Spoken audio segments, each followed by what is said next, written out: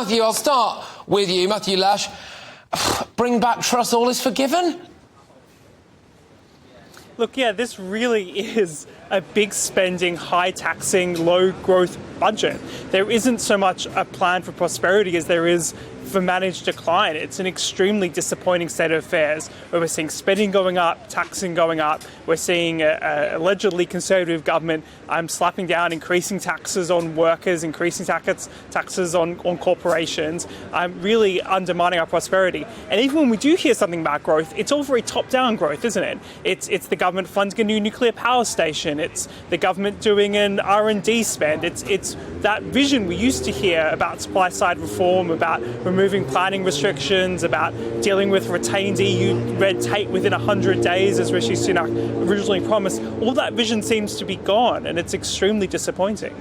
OK, Robert Palmer, who is Executive Director at Tax Justice UK. More benefits for people, the wealthy paying more tax, £6 billion on insulation, no fracking, windfall taxes. I mean, it's almost like the Labour Party could have delivered this themselves, isn't it? Well, I mean, where I'd agree with Matthew is that we're facing real problems in this country. You know, we've got crumbling infrastructure, we've got low growth, we've got people facing really cuts to their real-term incomes. This is not a good place to be.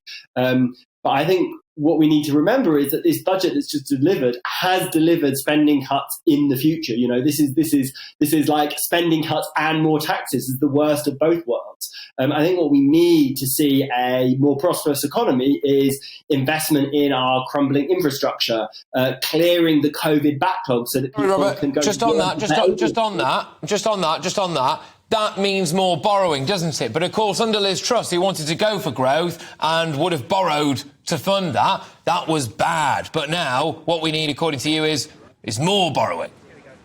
Well, I mean, I also think you could look at taxing the super rich. You know, we did analysis which showed that you could raise £37 billion a year from increasing taxes on wealth.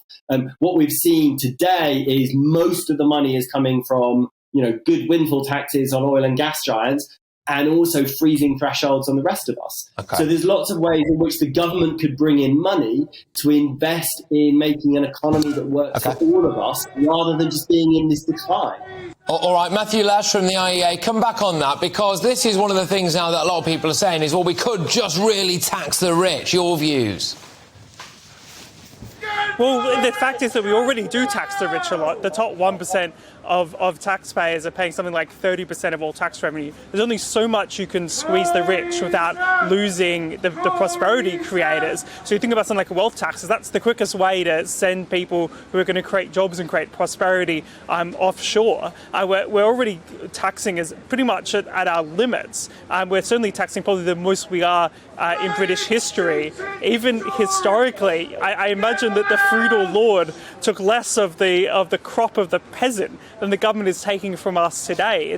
We can't ultimately tax our way to prosperity. Okay. We need an entrepreneurial, innovative economy. We need the government to get rid of all the restrictions on prosperity and on Matthew.